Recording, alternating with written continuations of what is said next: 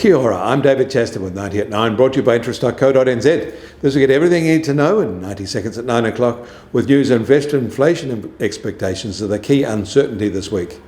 Despite China being on holiday, it'll be a busy data week ahead. For us, it'll be highlighted by the Wednesday release of our fourth quarter inflation data. That'll be quickly followed by the same data from Australia. Both have the potential to be market moving. The week will end with the US releasing its first estimate of fourth quarter GDP on Friday. Before all of that, the flash PMI data for January for the US, Japan, Europe and Australia will be released, and that'll be followed by the Canadian policy rate decision on Thursday. Of course, it is a full week official holiday in China, and Taiwan and Singapore are other countries taking a New Year holiday break today at least. Hong Kong's financial market will be closed until Thursday this week, unlike Shanghai, which doesn't reopen until Monday, January the 30th. The gigantic Chinese New Year travel event has started, which will see more than 900 million people move around internally and externally, probably extending COVID to every corner of their country. Some 2.1 billion trips are expected to take place during the 40-day Spring Festival period, double the number of treks from last year. But when they return, there is some optimism that the restart to their economy will be stronger than we've seen it for a while, and that should drive a counterbalance to an expected slowdown in the US economic engine. It's been a long talked about American slowdown, but there are few real signs of it yet. However, it'll be no surprise if one comes. Most analysts expect it will be a mild retreat, and if inflation also retreats and stays down, then a more sustained rise may follow.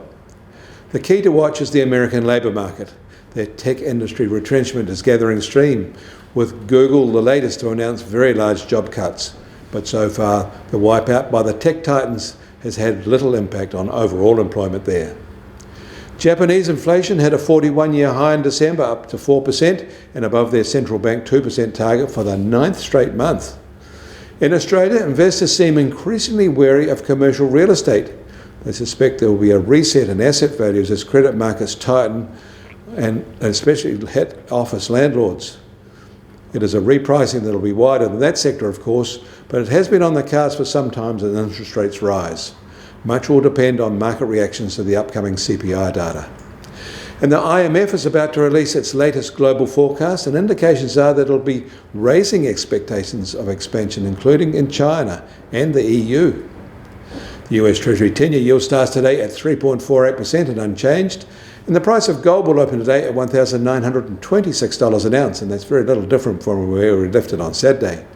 And oil prices start today little change too, at just over $81.50 a barrel in the US, while the international Brent price is $87.50 a barrel, and the Kiwi dollar has firmed slightly overnight, now at 64.7 US cents.